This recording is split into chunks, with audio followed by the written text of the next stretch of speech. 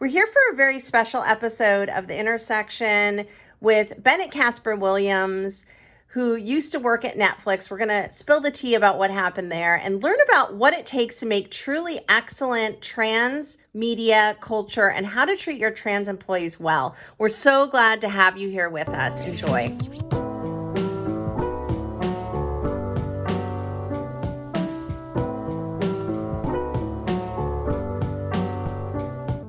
Hi, you're here with Dr. Shannon Wong-Lerner with The Intersection, Diverse Folx Converse, Season 2, Episode 10, Making Trans-Positive Media, Bringing Our Personal Lives to Work and the Screen. And we're so happy to have with us Bennett Kaspar-Williams, who is serving as the corporate counsel for labor relations at Amazon Studios. He previously worked as counsel for labor relations at Netflix, where he also served as vice president of the Trans Employee Resource Group and chair for the Trans Content Review Pod. So glad to have you, Bennett. Thank you so much for joining us. Thank you for having me. I'm so glad to be able to speak with you. I wonder, can we define trans-positive, trans-accurate media? I think of trans-positive as being anything. I think of those two terms as related because to me, anything that's trans-positive is something that is accurate about the community. To me, as long as it's an accurate representation of some facet of our community or some intersection of it, then that in itself is a positive.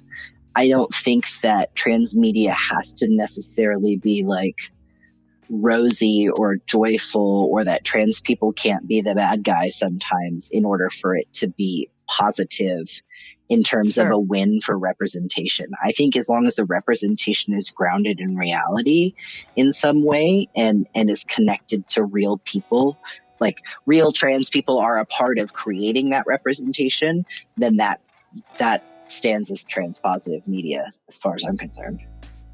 And so I thought we could just start talking about, like, why did we come up with this episode? Why did we think it was important to bring up this topic?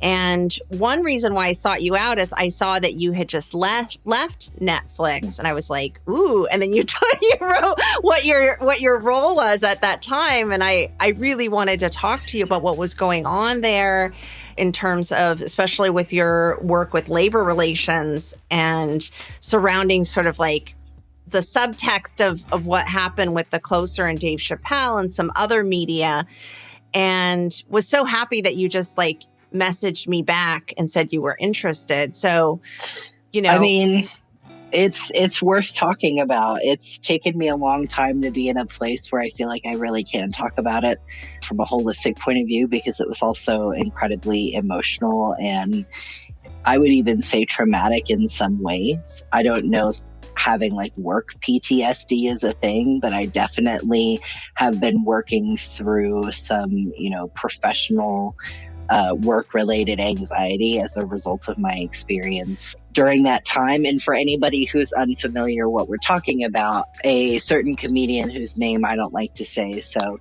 you said it already, Shannon, people can Google it.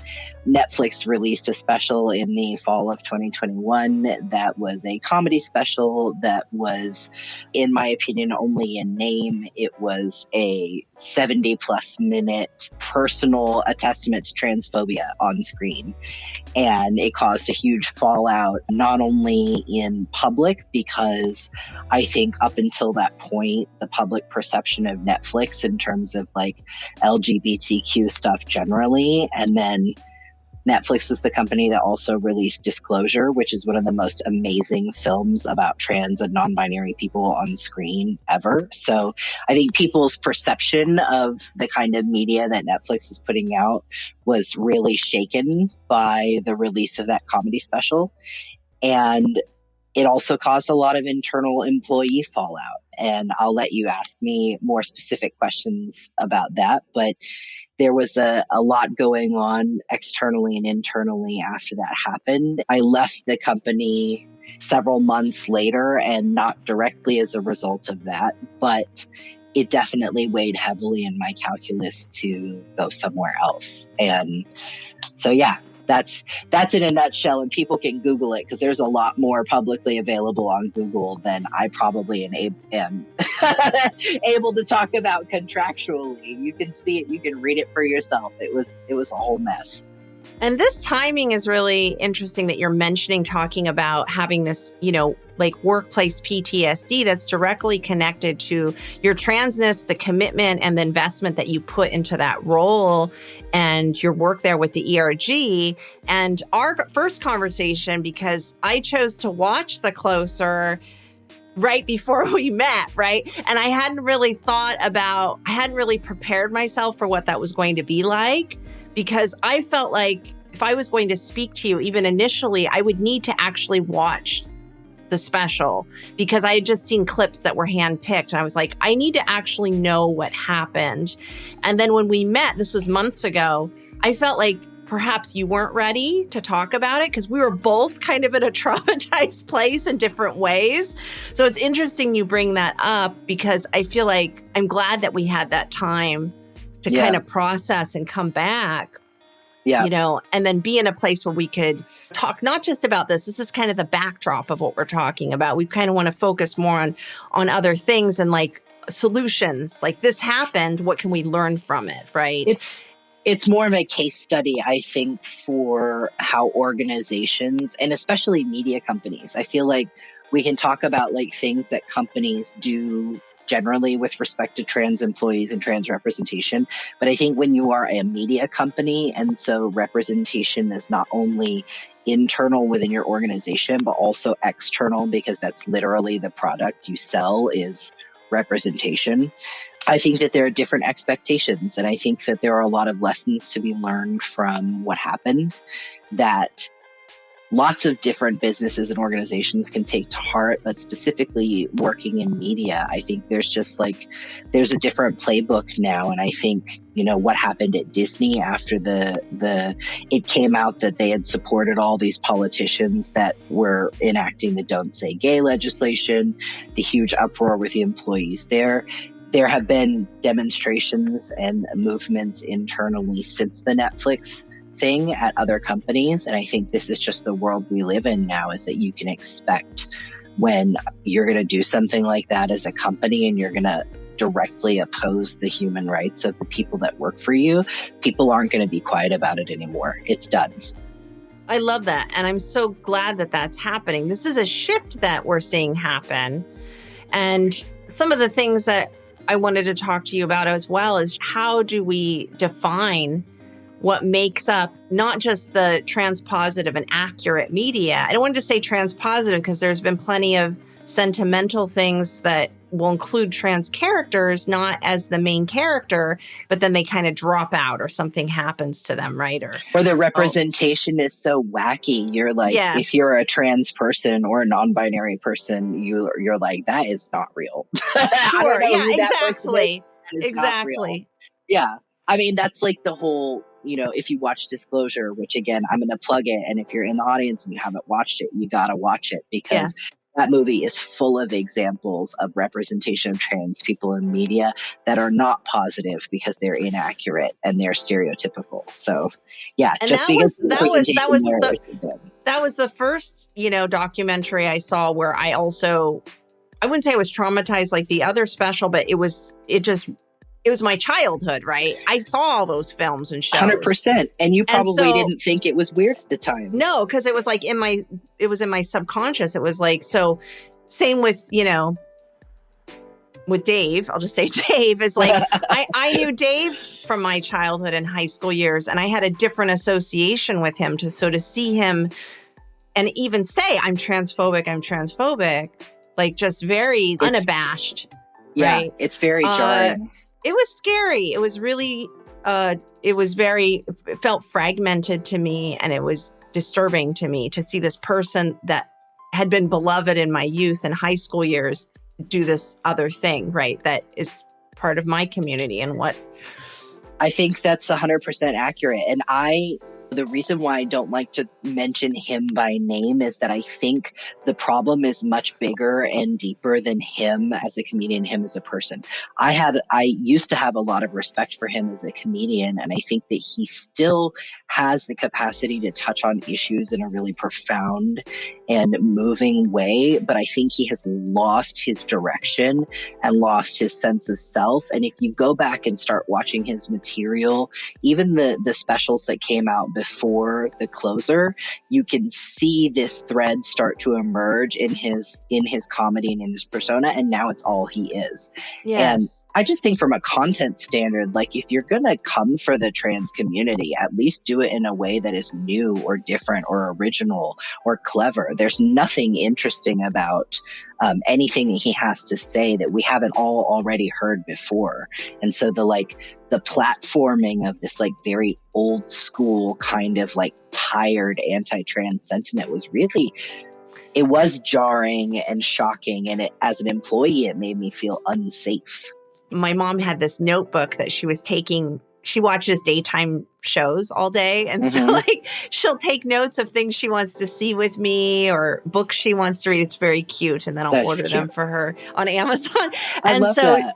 Yeah, she couldn't find it. And she was like very intent on finding it. I had taken it by mistake because I had confused it for mine. And when she opened it and started reading the shows, they were all trans shows. And so it like was definitely like a teary moment for me because this has been a process for my family. And so we watched Anything Is Possible together, which to me is like the perfect mom. You know, like, I mean, it's the kind of movie you would see with your mom. Yes. If it didn't have an explicit trans storyline, there'd be a no-brainer that it would be a cute movie to watch with your mom. And just because it has a trans storyline doesn't change that. That's the thing about it. It was so well done and it was so fun, but accurate. And yes, I loved it. It was like, to me, it's the first popular rom-com type movie of that kind that didn't mess up. Yes. It was like everything felt right on. And it kept the style of rom-com intact without it jeopardizing the representation of the trans characters.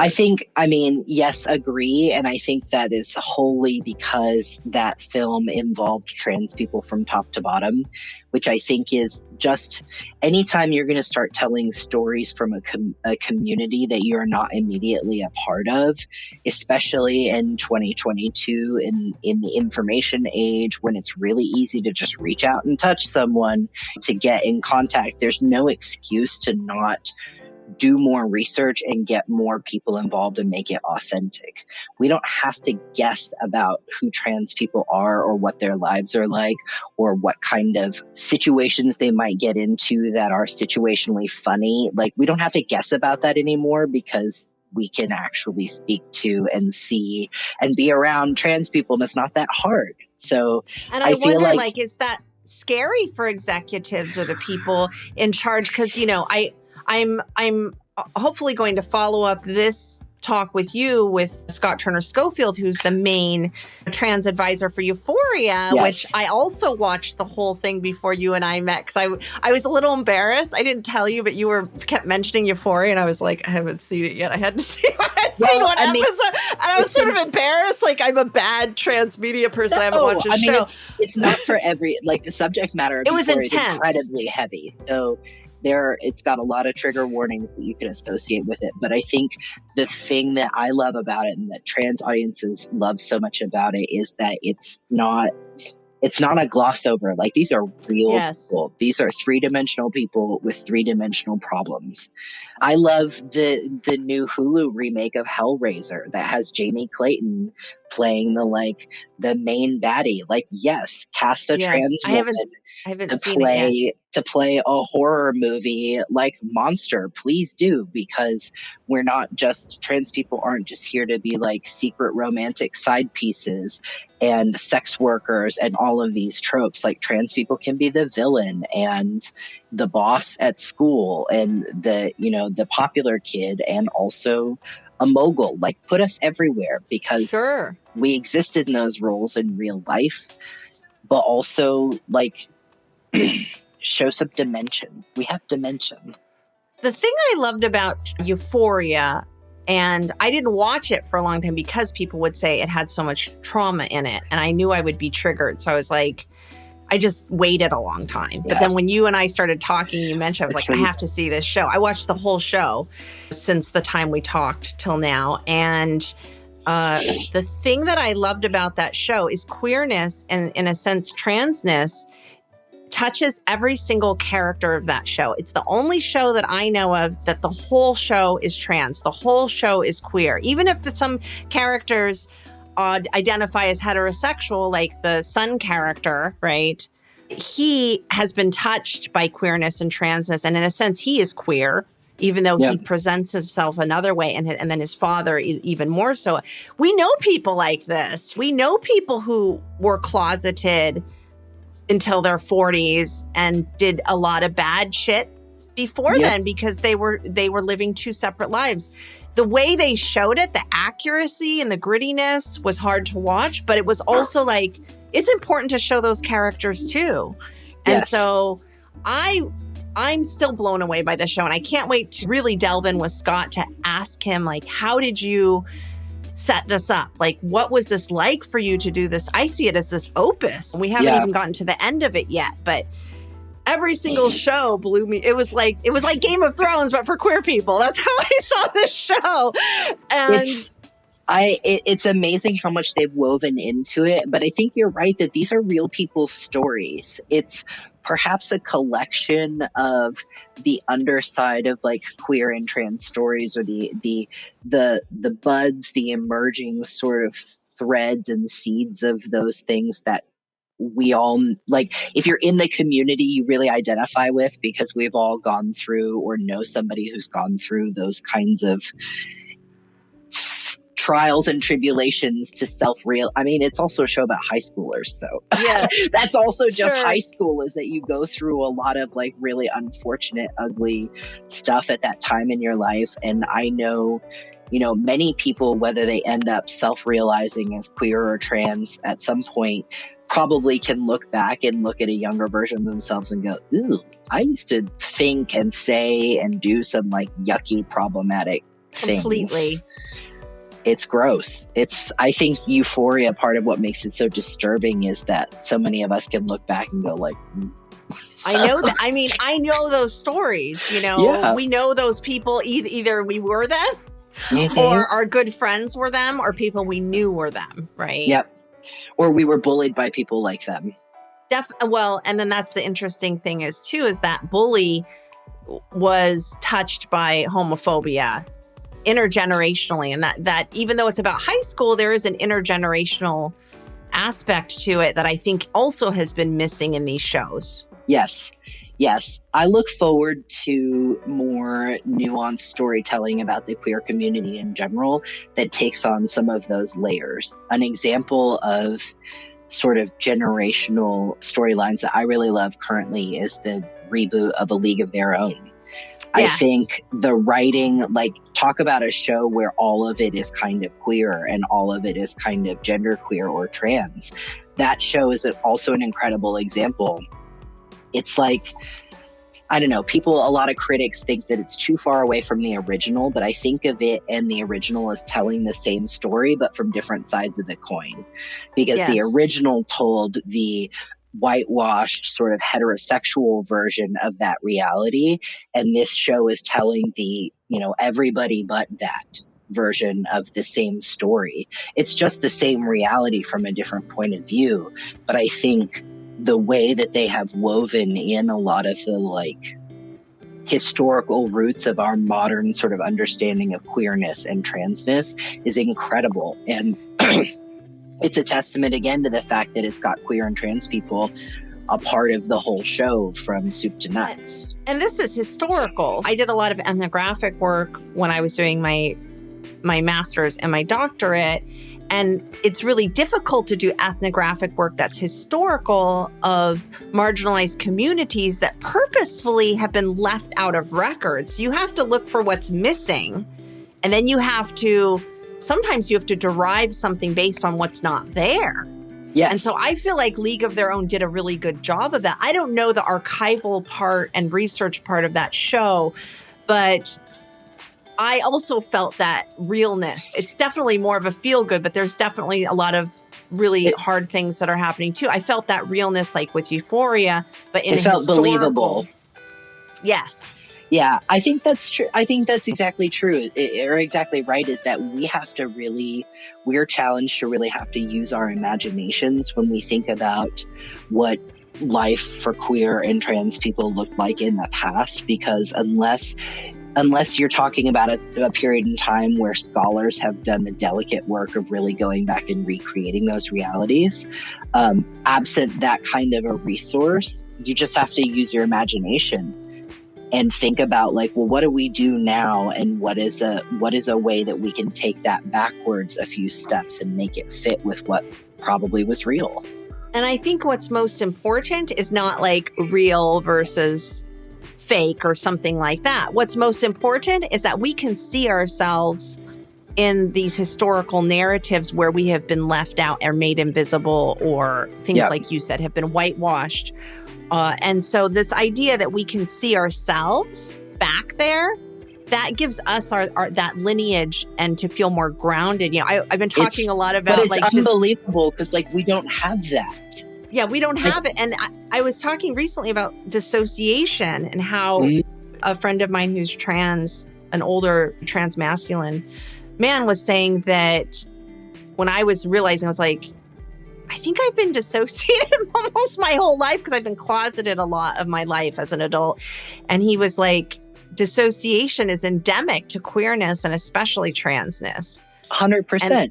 But these stories, completing it, to me, that grounds me. Even though it's media and people say stuff about technology and media that it's not healthy and you should just exercise all the time. Like, no, this is really important too. You know, I think people who say that are people who probably haven't had the reality of not being able to see themselves in history. Yes. Like that is a very like, you know, whitewashed sort of cisnormative, heterosexual, like heteronormative thing to say, because people who understand what it's like to be able to go like, I don't know what a story set in the 50s looks like for a trans masculine individual. I don't.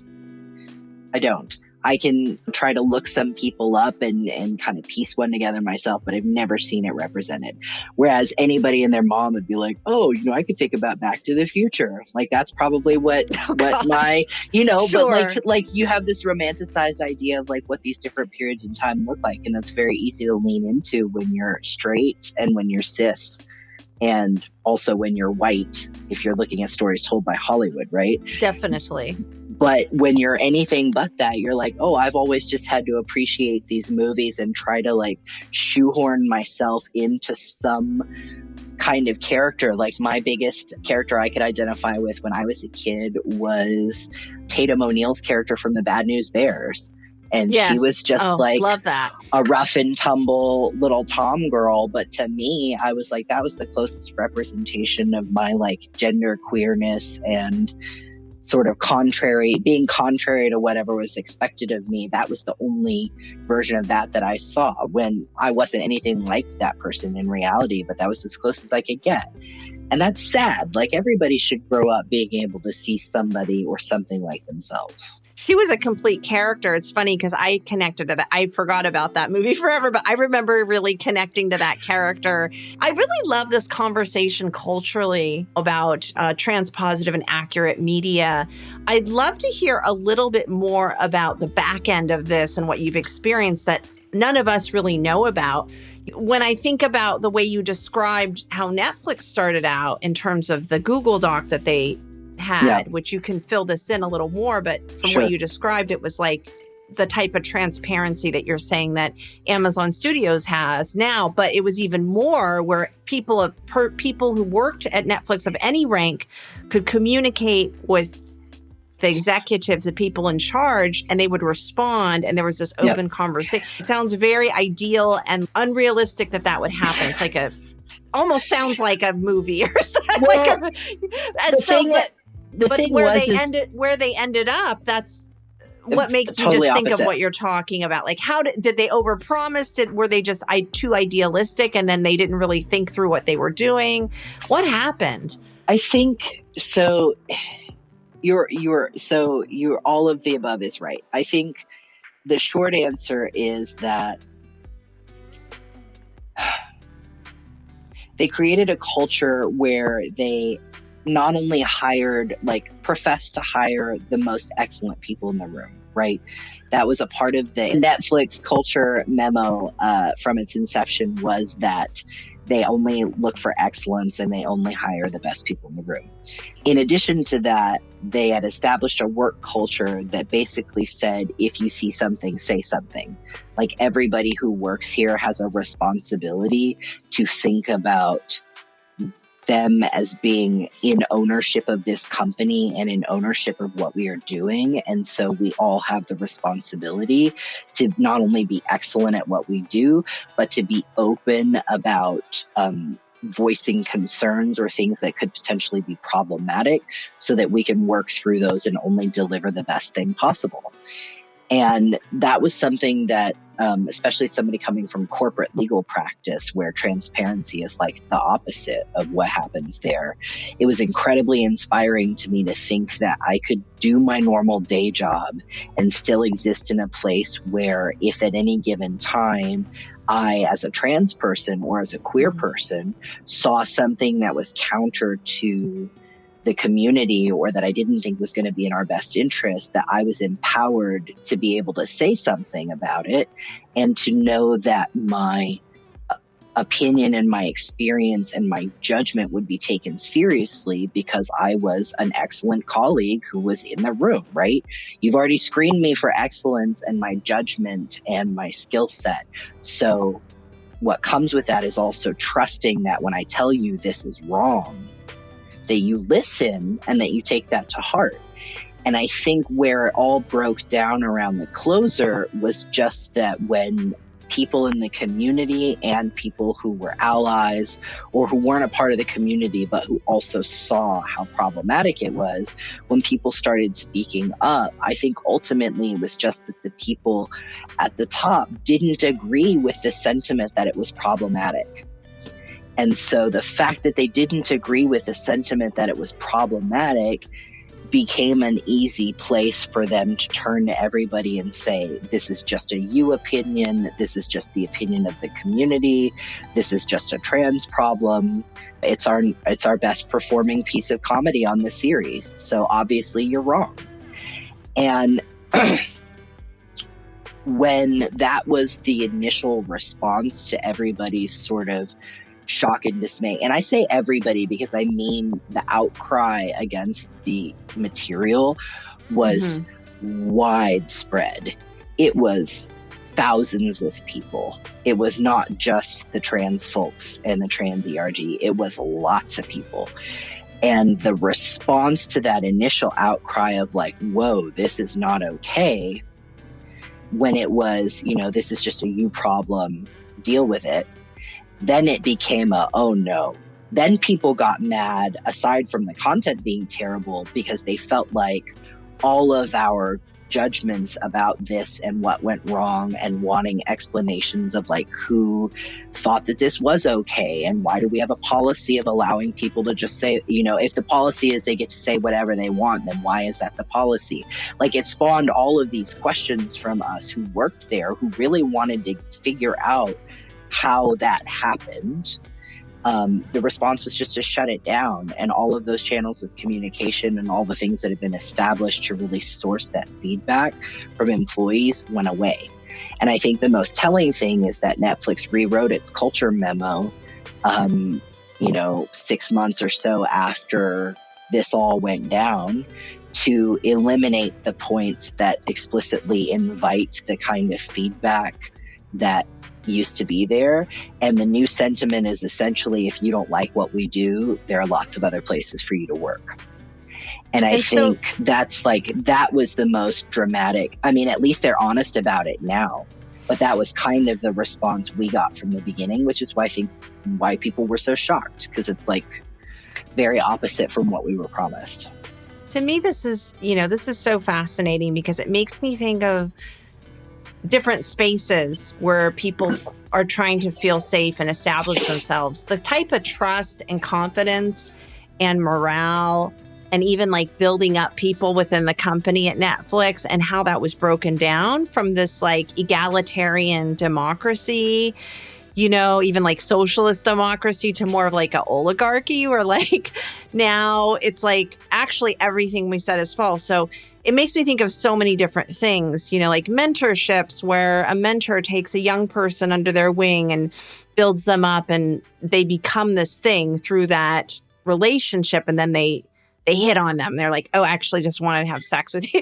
Like I've heard things, and then they're devastated, right? Yeah. So being part of any type of relationship where there is that type of trust and community and structure that holds it all together, and then to just demolish it when basically the shit comes down, right? It's like the test of any relationship, beginning of a relationship, there's that period where things are very idealistic. It's like, oh no, we come from two different backgrounds and we have different values, but this is going to work out. We love each other. And there's this, there's this like delusion that it's going to work out. And there's like trust that's built. And then something real happens, and that's kind of what it reminds me of. It also reminds me of, just being in social media spaces and have there being a social agreement on how we're going to treat one another, and that we're going to have respect and integrity. Recently, I've been having this happen where I didn't realize what people's thresholds were and some of their prejudices around anti-Semitism, around transphobia, and it's ugly.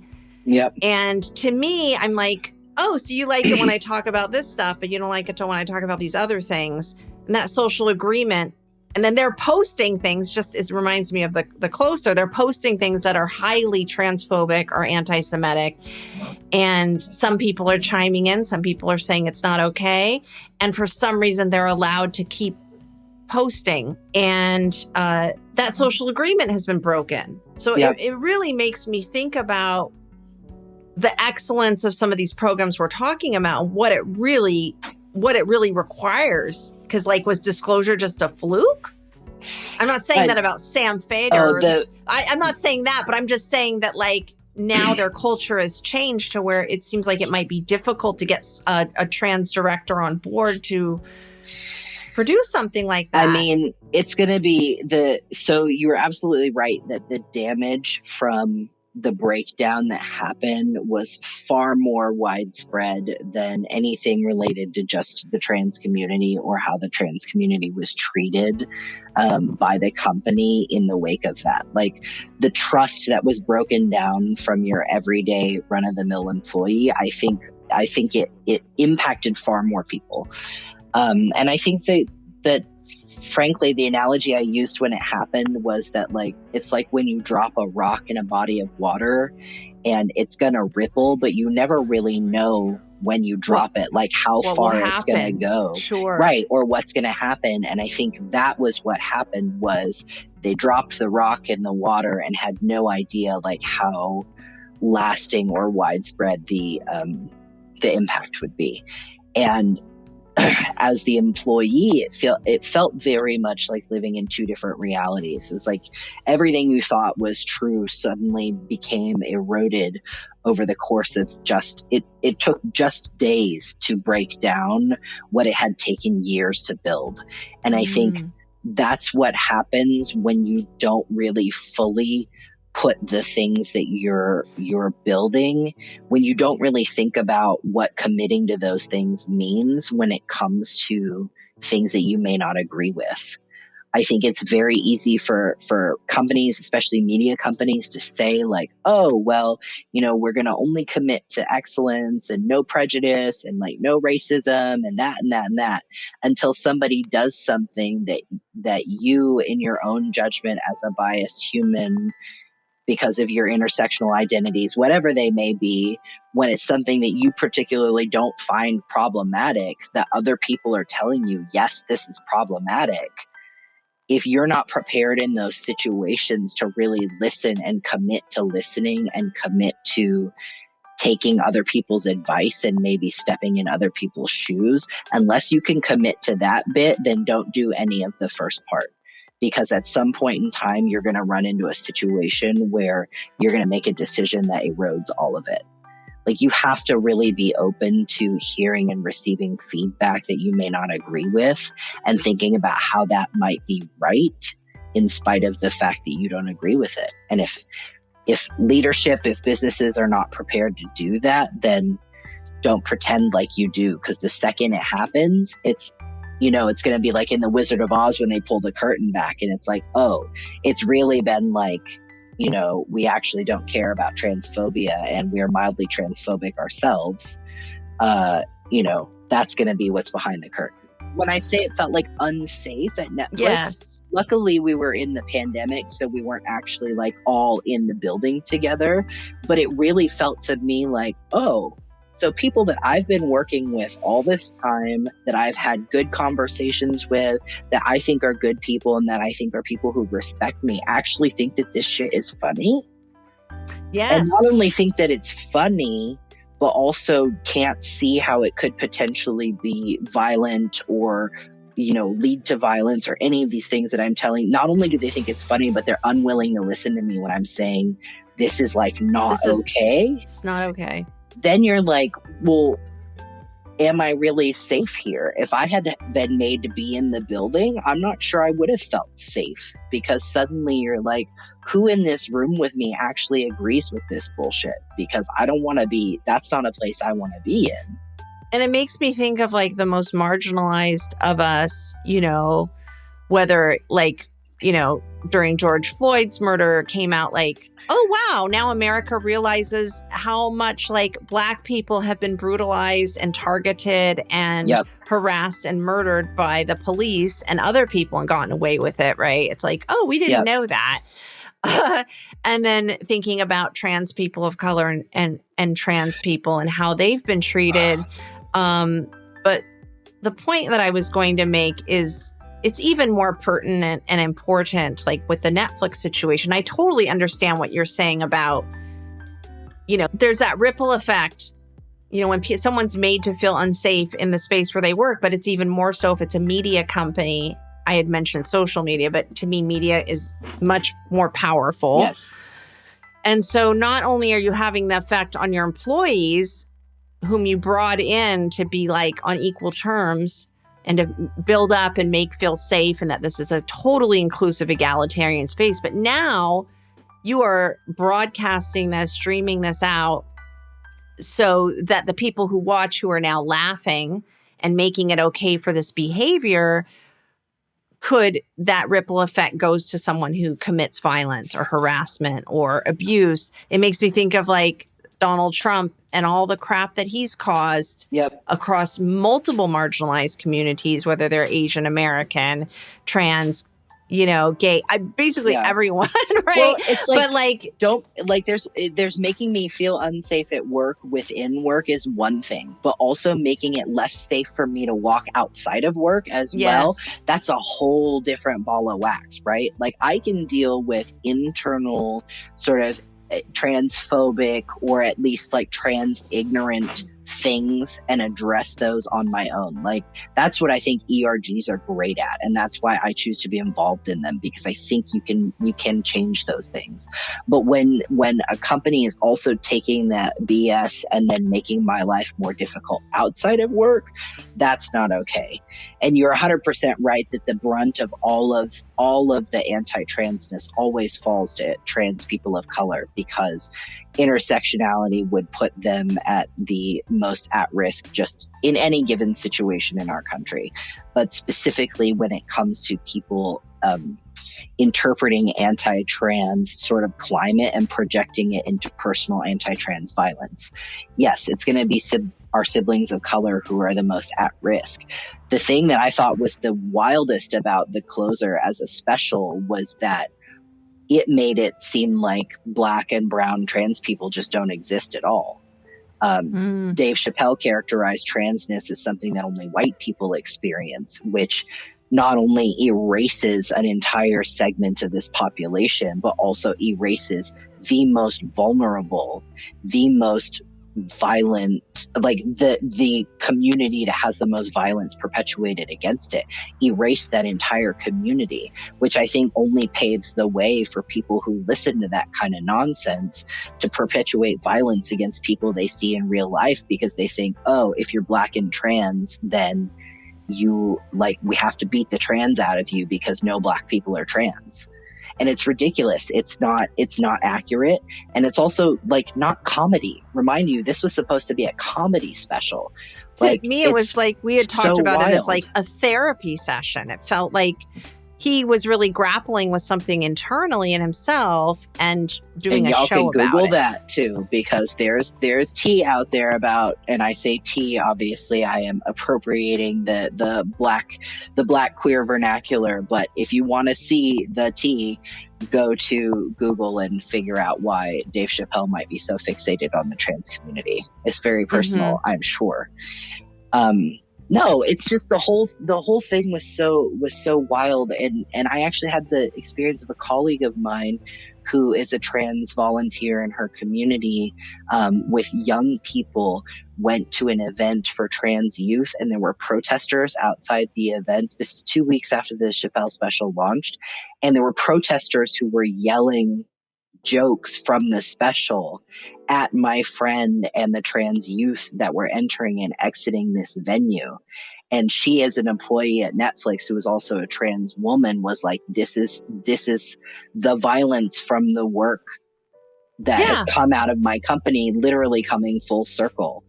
And it was at the same time that the company was saying that media doesn't spawn any sort of real world consequences for people, which was like, so yeah, all of that happening at the same time was incredibly destabilizing and felt extremely unsafe.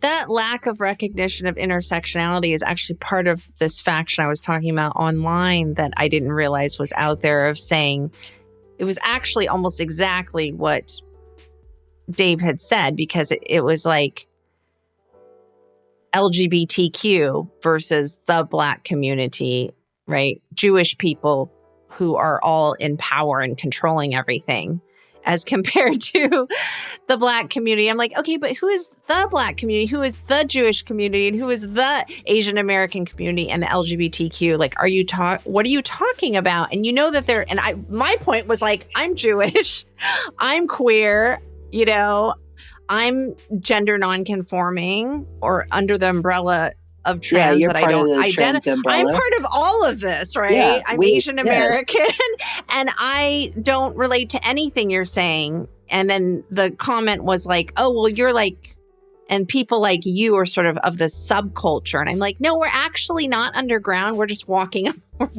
around with you above ground. We exist. We're here. And what you're saying is not considering the most marginalized of us, right? I think not considering marginalized identities, but also I think what you're saying is accurate, is that we're not actually all that marginalized in reality. I think that's one of the problems I have with sort of like cis white heteronormative storylines being the default in media, is that that's not the reality, even statistically anymore, of like the population of the United States, for example. It is not a majority white, majority cis, majority straight. Like, that's just not who we are anymore. If you look at, for example, people under the age of 30, the percentages of cis identity in that subset are way far greater.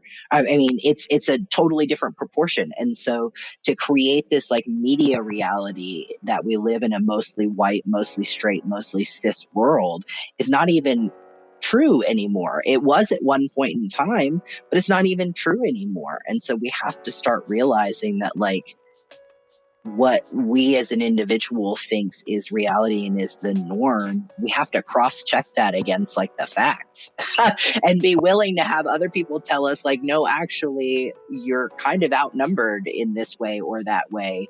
And that's not the way it is. Like, you have to be open to hearing that, because if you're not, you're always just going to be putting out stuff that's like biased in one way or another. And we can think of the media as even being part of that. Like anything is possible, right? Where there is a trans Black woman who is like just living a regular life.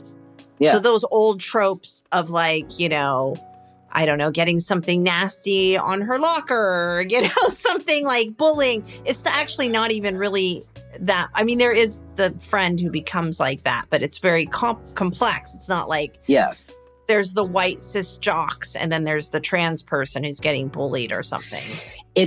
We've retired some of those tropes. And actually, the more young people I meet who are actually of that age group and in those realities, the more like queer friendly and trans friendly their realities are becoming. Like with every passing year, it's becoming less of a big deal to be a queer person or a gender nonconforming person or a trans person or a non-binary person amongst the population of young people. And that is so inspiring. I think that media companies need to actually recognize that, like study it, recognize it, believe it, embody it, and start making stuff that speaks to broader audiences, because there are untapped groups of people who have yet to see their actual reality reflected up that way, because that reality hasn't trickled up yet to the older people in charge, and it needs to. And it seems like that also says something about, transness, queerness as, yes, identity, but not all of who we are, which I think is a really important part of this narrative, because that's when the stereotypes come in. Yes. Well, and it's just becoming something that's so much more, as it becomes more normalized and more accepted, and people are more out about being trans and being non-binary, being queer, you start to realize that, yes, that is just one part of who they are. And people can be open about their full dimension of themselves. The more of us there are, the more you realize that there is no such thing as one kind of non-binary person, one kind of queer person, one kind of trans person. Yes. We are all incredibly different and all lead incredibly different lives, and also arrive at our understandings of our gender identity and or sexuality in different ways. And so you can't, the stereotypes are just not accurate. You can't capture us in that way.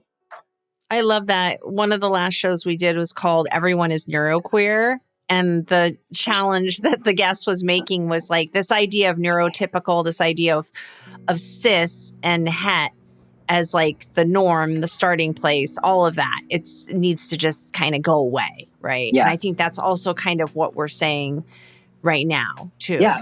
Yeah, it is. It's true. Is that we need to stop thinking of that as a default, because I think we're realizing that not only was that it's never been the case.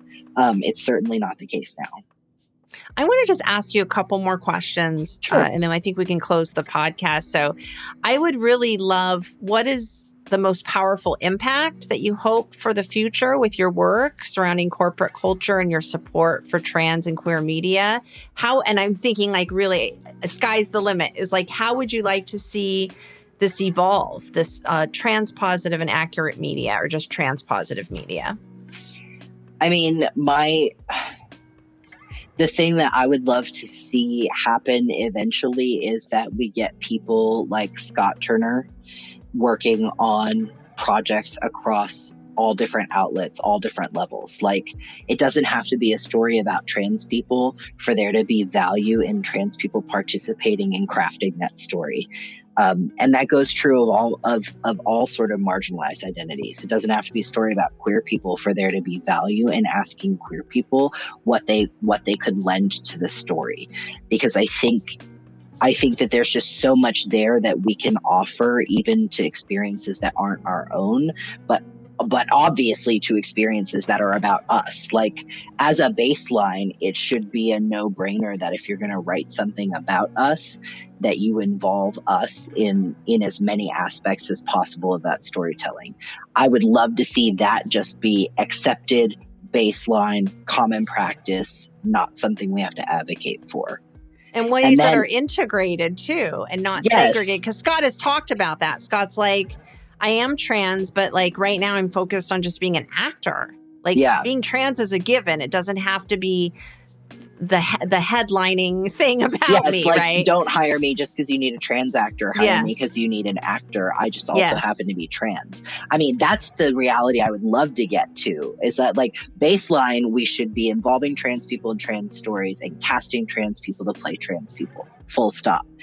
Idealistically, not only that, but we would have trans people playing all kinds of people, their gender identity, you know, irregardless. And we would have trans people involved in telling those stories, even ones that don't belong to this community. That's what should happen, because I think until you see the value in getting a whole bunch of different folks together to tell one story, whether it's a part of their community or not, like, we're always going to be stuck with this sort of like limited two-dimensional kind of representation and limited narrative and just everything. Yeah. It's just not very good, right? It's variety is the spice of life. And I think there are a lot of truisms and common threads in the trans experience that narrate or that jive with all kinds of experiences from other identities, that there will be commonality. People will identify with it. People will connect with it. It's just about getting the right people in the room to tell that story so that you can draw those commonalities out. And I think the stories that we've seen that really seem to resonate with, like, lots of intersections of people are the stories that are crafted by those kinds of teams that really see the value in bringing together all those different voices. That's great.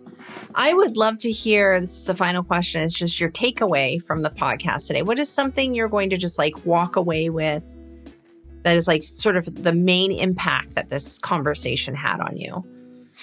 I mean, this conversation is just reaffirming to me that this work still needs to be done, and that this work needs to be talked about, and that we need to continue having conversations that encourage people to think about who's not in the room and who needs to be in the room.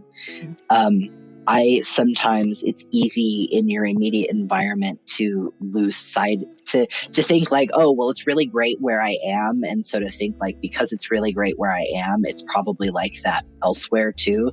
It's nice to check back in with the greater conversation and go, oh no, we still need to be we still need to be talking about this, because it is actually still an issue.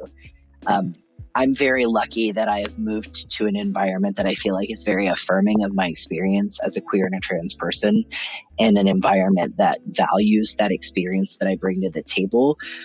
So it's nice for me to remember that, like, oh yes, I do still need to keep advocating though, because, you know, it's my experience is not everyone's experience. But also there's still so much good to be done in the world. And there's so many stories that still need to be told. I'm so glad that you're out there in the way that you are, and you have the position that you do, and that you came here to speak with us. Yes. I said I only had 2 questions. I have one more, but it's not really a question. It's more like a follow-up. I know people who are just kind of taking the LGBTQ off or trying to shift gears because the climate is getting so inflammatory and violent and so on. So there's one belief that you just drop out, and there's another belief where you tone down. There's another belief you get more vocal. That's what this conversation has brought up for me, and my takeaway is like being more vocal when you see something that really bothers you and is against trans people or any group.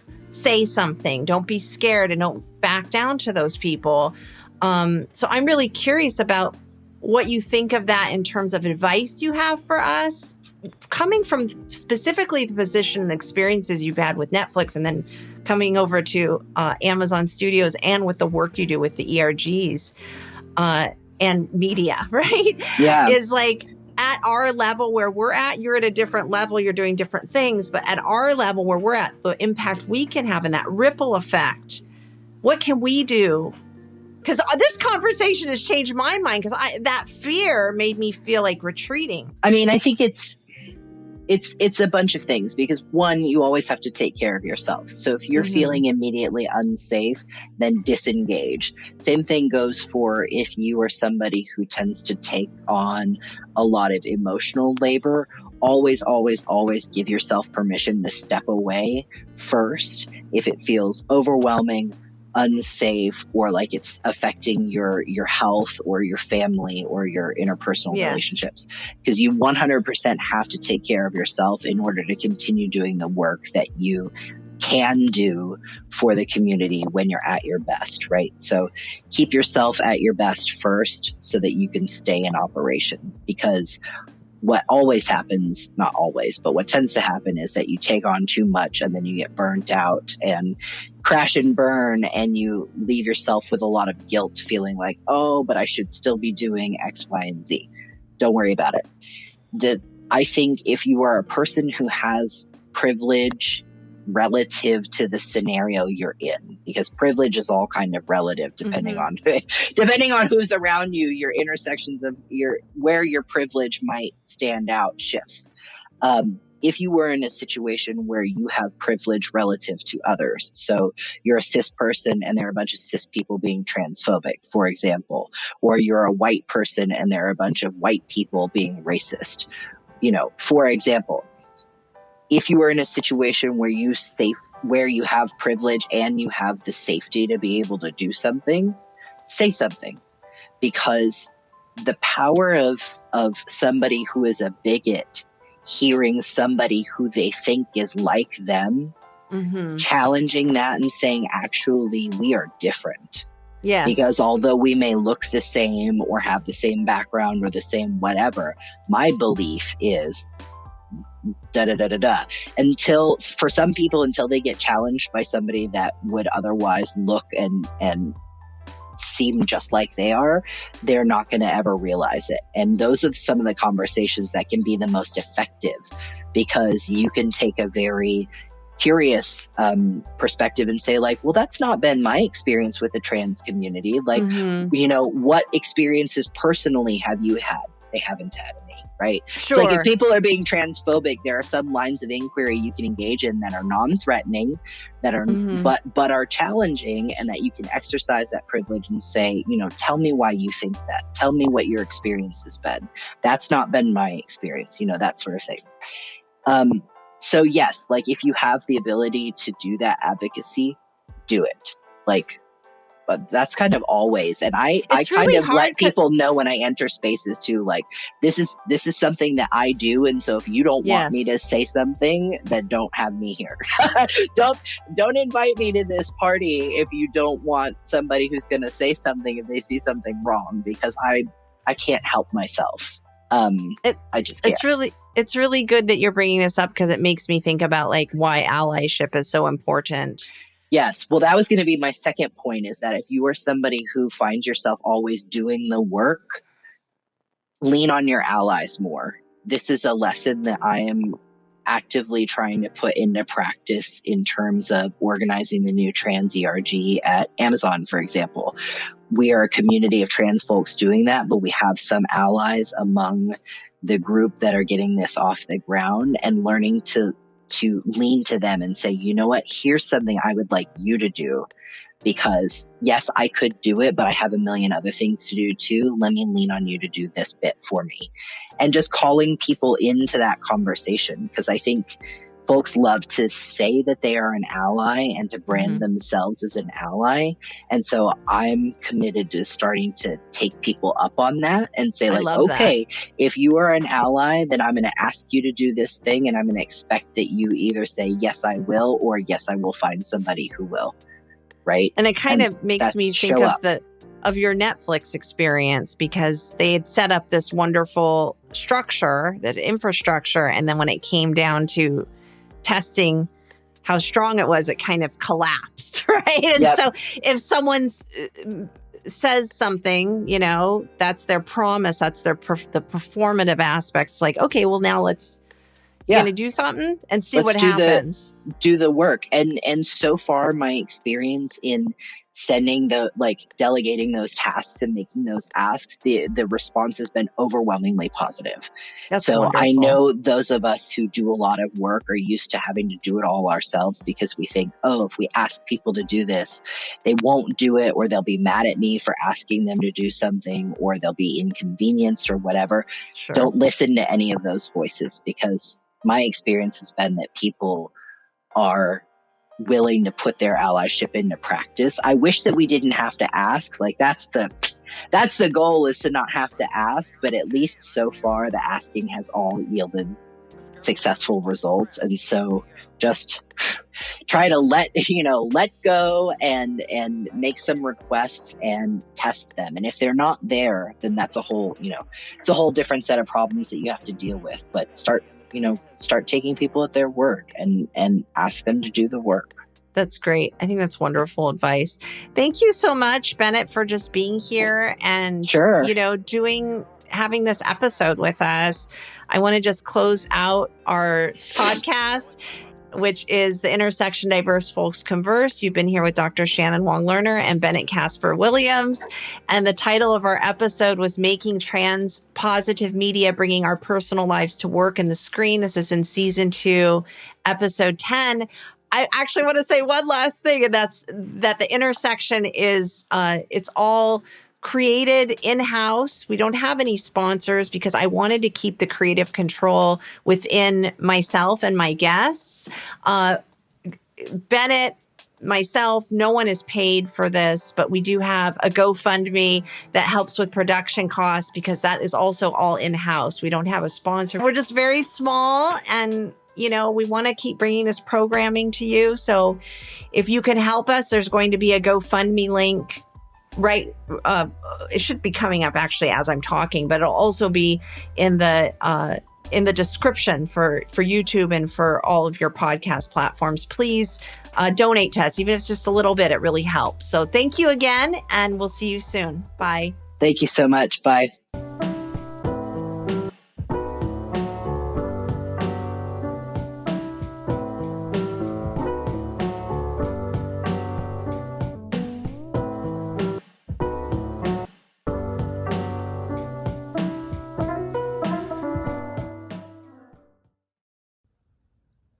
Thank you so much for joining us today for The Intersection, this very special episode with Bennett Kaspar-Williams, all about trans media culture and how to treat your trans employees. These programs are not supported by some huge fund that something like Netflix or HBO Max or Amazon Studios has. I just create it on my own with a very small production team. I'd love it if you liked what you heard and saw today, if you consider donating something just to help us keep going and so we can keep bringing these programs to you. I'm bringing community leaders to us and different inside voices so that we can learn about what's actually going on and how we're affected as a community, in society, as individuals. So if you could help us with that project, just to keep this going, and so we can keep supporting all of you, that would be wonderful. Thank you so much, and we look forward to seeing you next time.